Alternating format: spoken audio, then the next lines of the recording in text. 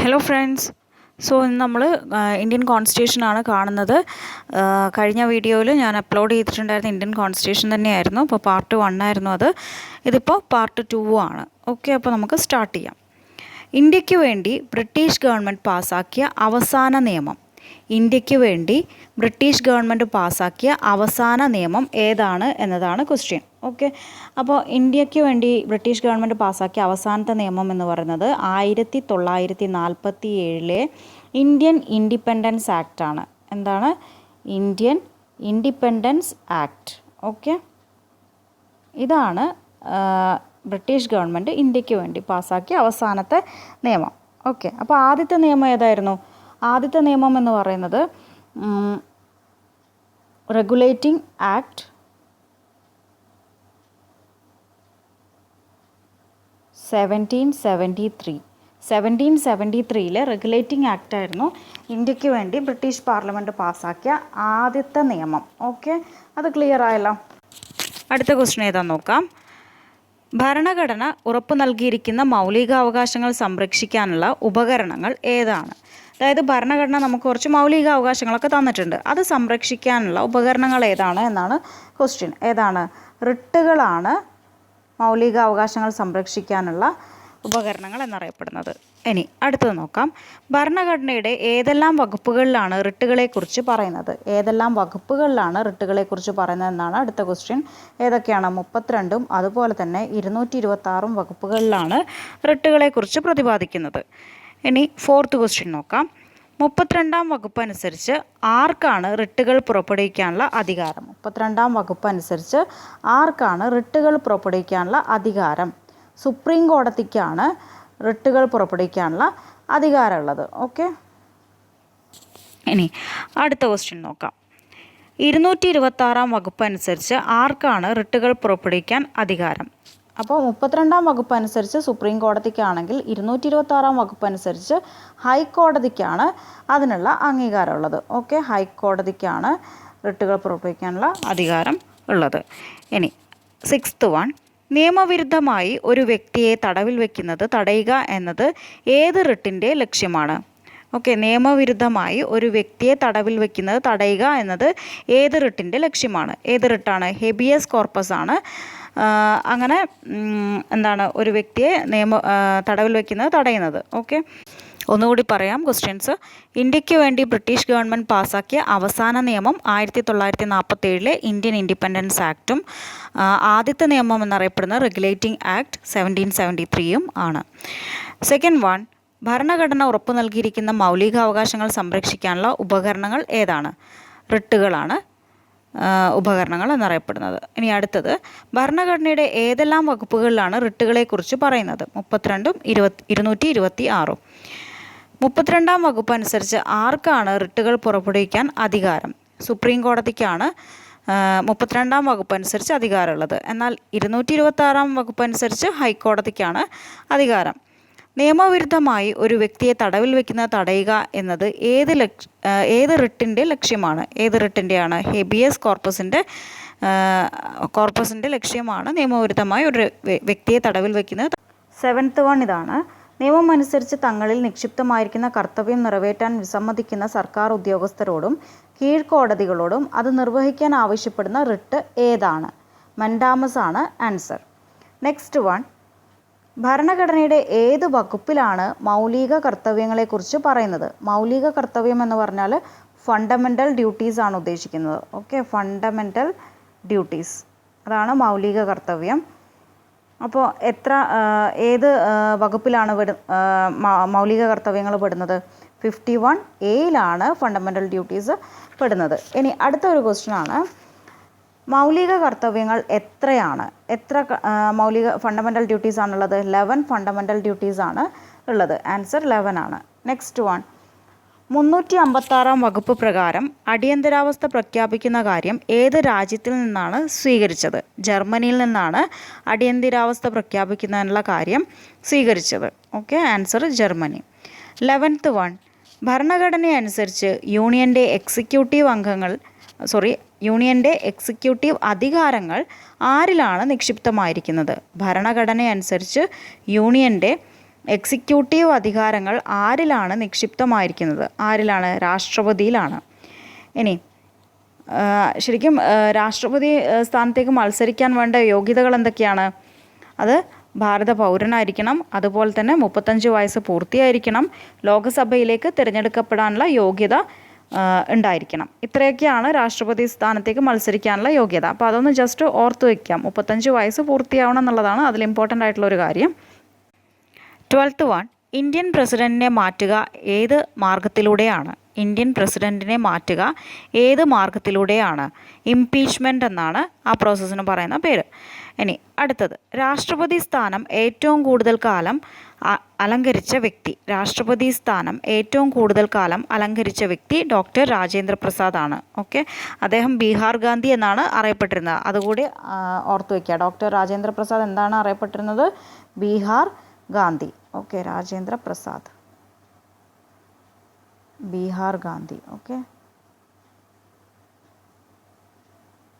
അപ്പോൾ അദ്ദേഹമാണ് രാഷ്ട്രപതി സ്ഥാനം ഏറ്റവും കൂടുതൽ കാലം അലങ്കരിച്ചത്. ഇനി അടുത്തത്, സുപ്രീം കോടതി ചീഫ് ജസ്റ്റിസ് ആയിരിക്കെ രാഷ്ട്രപതി സ്ഥാനം വഹിച്ച വ്യക്തി. സുപ്രീം കോടതി ചീഫ് ജസ്റ്റിസ് ആയിരിക്കുമ്പോൾ തന്നെ രാഷ്ട്രപതി സ്ഥാനം വഹിച്ച വ്യക്തി ആരാണ്? ജസ്റ്റിസ് മുഹമ്മദ് ഹിദായത്തുള്ള. ആരാണ്? Justice Muhammad Hidayatullah. Okay, 15th one, കേരളത്തിൽ നിന്ന് രാഷ്ട്രപതി സ്ഥാനം അലങ്കരിച്ച വ്യക്തി. കേരളത്തിൽ നിന്ന് രാഷ്ട്രപതി സ്ഥാനം അലങ്കരിച്ച വ്യക്തി. ഓക്കെ, അത് ആരാണ്? KR നാരായണനാണ്. എല്ലാവർക്കും അറിയുന്ന കാര്യമായിരിക്കും, KR നാരായണൻ. 16th വൺ, രാഷ്ട്രപതി സ്ഥാനം വഹിച്ച ശേഷം ഉപരാഷ്ട്രപതിയായത് ആര്? രാഷ്ട്രപതി സ്ഥാനം വഹിച്ച ശേഷം ഉപരാഷ്ട്രപതിയായത് ആരാണ്? ജസ്റ്റിസ് മുഹമ്മദ് ഹിദായത്തുള്ള തന്നെയാണ്. ഓക്കെ, അദ്ദേഹത്തിനെ നമ്മൾ നേരത്തെ എന്തായിരുന്നു കണ്ടത്? സുപ്രീം കോടതി ചീഫ് ജസ്റ്റിസ് ആയിരിക്കെ രാഷ്ട്രപതി സ്ഥാനം വഹിച്ചത്. ഓക്കെ, മുഹമ്മദ് ഹിദായത്തുള്ള തന്നെയാണ്. അദ്ദേഹം തന്നെയാണ് രാഷ്ട്രപതി സ്ഥാനം വഹിച്ച ശേഷം ഉപരാഷ്ട്രപതിയായത്.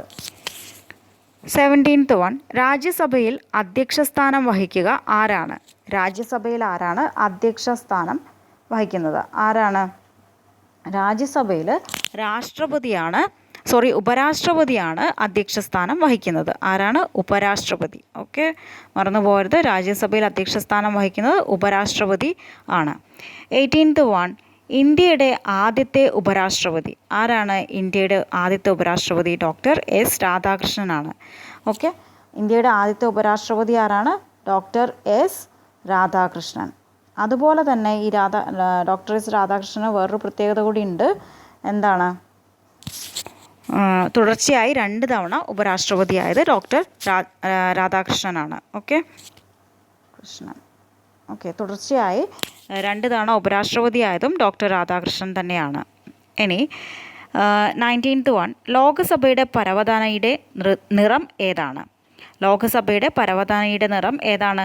പച്ചയാണ് ലോകസഭയുടെ പരവതാനിയുടെ നിറം. ഓക്കെ, ലോകസഭയുടെ ഗ്രീനാണ്, അതേസമയം രാജ്യസഭയുടെ ഏതാണ്? റെഡാണ്. ഓക്കെ, അടുത്ത ക്വസ്റ്റ്യൻ അത് തന്നെയാണ്. രാജ്യസഭയുടെ പരവതാനിയുടെ നിറം ഏതാണ്? ചുവപ്പാണ്, റെഡ്. 21 ധനസംബന്ധമായ കാര്യങ്ങൾ കൈകാര്യം ചെയ്യുന്ന ബിൽ ഏതാണ്?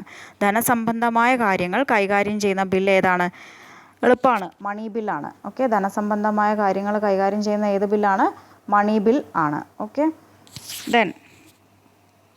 അടുത്തത്, പാർലമെൻറ്റിൻ്റെ ഉപരിമണ്ഡലം ഏതാണ്? പാർലമെൻറ്റിൻ്റെ ഉപരിമണ്ഡലം ഏതാണ്? രാജ്യസഭയാണ് പാർലമെൻറ്റിൻ്റെ ഉപരിമണ്ഡലം എന്നറിയപ്പെടുന്നത്.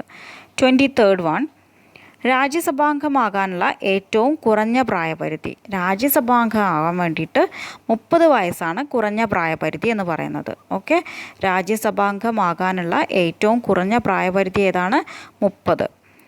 നെക്സ്റ്റ് വൺ, ലോകസഭയിൽ അംഗമാകാനുള്ള കുറഞ്ഞ പ്രായപരിധി. ലോകസഭയിലാണെങ്കിലോ 25 ആണ് അംഗമാകാനുള്ള കുറഞ്ഞ പ്രായപരിധി എന്ന് പറയുന്നത്.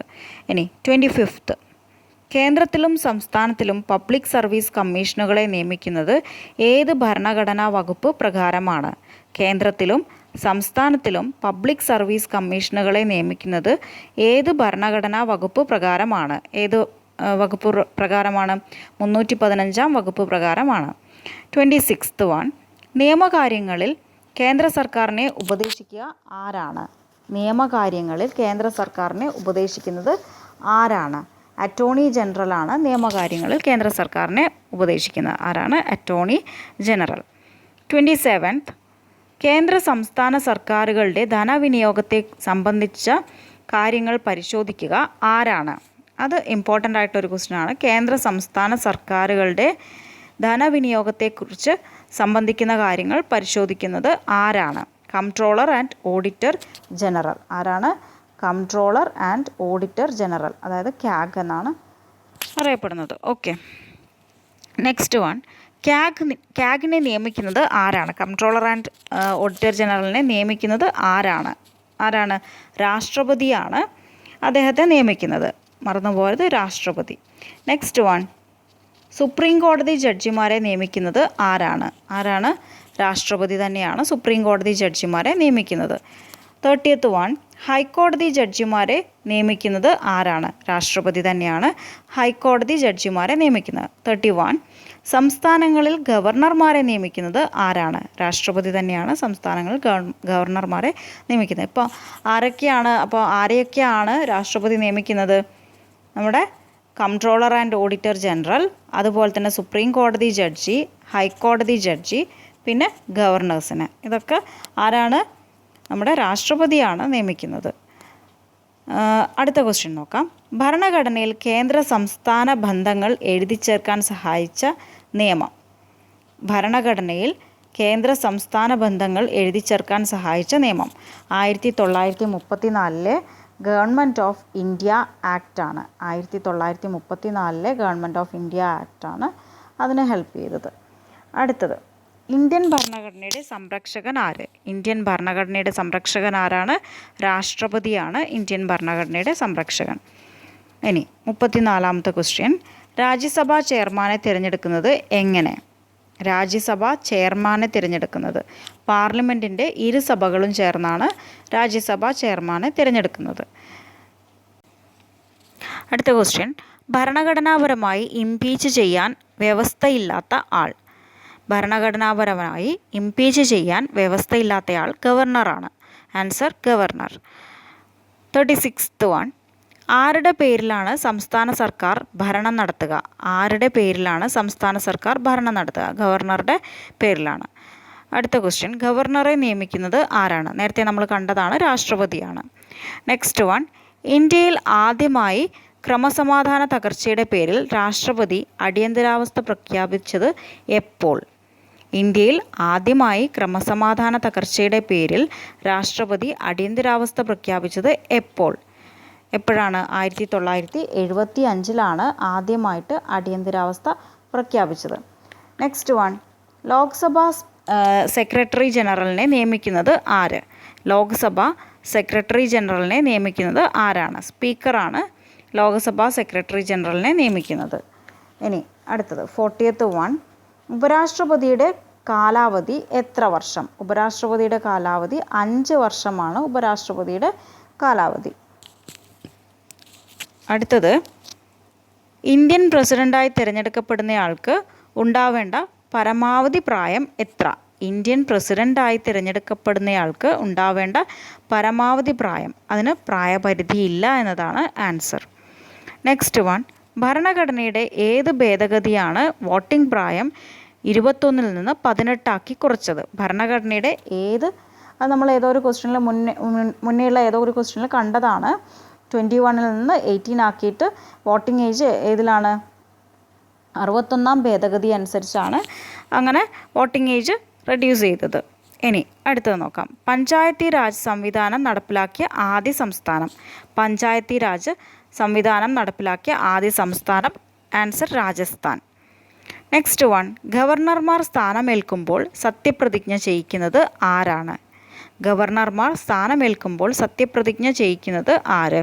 ഹൈക്കോടതി ചീഫ് ജസ്റ്റിസാണ് സത്യപ്രതിജ്ഞ ചെയ്യിപ്പിക്കുന്നത്. ഇനി അടുത്തത്, രാജ്യത്ത് അടിയന്തരാവസ്ഥ പ്രഖ്യാപിക്കുക ഏത് വകുപ്പ് പ്രകാരമാണ്?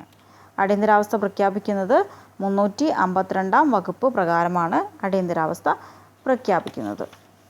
അടുത്ത ക്വസ്റ്റ്യനാണ് 46th വൺ, ലോക്സഭയുടെ 2 സമ്മേളനങ്ങൾക്കിടയിലുള്ള പരമാവധി കാലയളവ്. അത് ഇമ്പോർട്ടൻ്റ് ആണ്.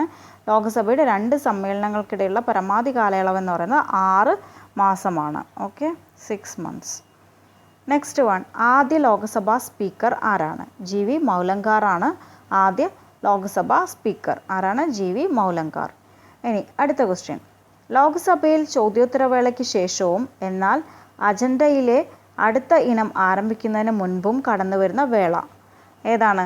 0 hour ആണ്. ഓക്കെ, ഏതാണ്? 0 hour. നെക്സ്റ്റ് വൺ, ഓരോ വർഷവും രാജ്യസഭയുടെ മൊത്തം അംഗസംഖ്യയുടെ എത്ര ഭാഗം അംഗങ്ങളാണ് വിരമിക്കുക? ഓരോ വർഷവും രാജ്യസഭയുടെ മൊത്തം അംഗസംഖ്യയുടെ, അതായത് രാജ്യസഭയിൽ എത്ര ആളുകളുണ്ടോ ആ ആളുകളുടെ എത്ര ഭാഗമാണ് വിരമിക്കുന്നത്? ഓരോ വർഷവും വിരമിക്കുന്നുണ്ട്, അത് എത്ര ഭാഗമാണ്? 1/3 വിരമിക്കുന്നത്. ഓക്കെ, 1/3. ഇനി നെക്സ്റ്റ് വൺ, ലാസ്റ്റ് ക്വസ്റ്റ്യൻ ഇതാണ്. ഒരു വ്യക്തിയെ ഒരേ കുറ്റത്തിന് ഒന്നിൽ കൂടുതൽ തവണ വിചാരണ ചെയ്യരുതെന്ന് ഭരണഘടനയിലെ ഏത് വകുപ്പിലാണ് പറയുന്നത്? ഏത് വകുപ്പിലാണ്? ആർട്ടിക്കിൾ 20 അങ്ങനെ പറയുന്നത്. എന്താണ്? ഒരു വ്യക്തിയെ ഒന്നിൽ കൂടുതൽ തവണ ഒരേ കാര്യത്തിന് തന്നെ വിചാരണ ചെയ്യരുതെന്ന് പറയുന്ന വകുപ്പാണ് ആർട്ടിക്കിൾ 20. ഓക്കെ, അപ്പോൾ ഇത്രയൊക്കെയാണ് ഞാനിവിടെ കവർ ചെയ്തിട്ടുള്ള ഇന്ത്യൻ കോൺസ്റ്റിറ്റ്യൂഷൻ. സോ ഇനിയും ഇന്ത്യൻ കോൺസ്റ്റിറ്റ്യൂഷനാണ് വേണ്ടതെങ്കിൽ നിങ്ങൾക്ക് കമൻറ്റ് ചെയ്യാം. അതല്ലെങ്കിൽ ഞാൻ കറണ്ട് അഫെയർസാണ് ഇനി എടുക്കാൻ പോകുന്ന ടോപ്പിക്ക്. അപ്പോൾ എൻ്റെ ക്ലാസ്സൊക്കെ യൂസ്ഫുൾ ആണെങ്കിൽ നിങ്ങൾ തീർച്ചയായിട്ടും ലൈക്ക് ചെയ്യുക, അതുപോലെ തന്നെ ഷെയർ ചെയ്യുക, ഫ്രണ്ട്സൊക്കെ ആയിട്ട് ഷെയർ ചെയ്യുക, കമൻറ്റ് ചെയ്യുക. അതുപോലെ തന്നെ സബ്സ്ക്രൈബ് ചെയ്യാത്തവരുണ്ടെങ്കിൽ please subscribe and support me. Thank you for watching. By.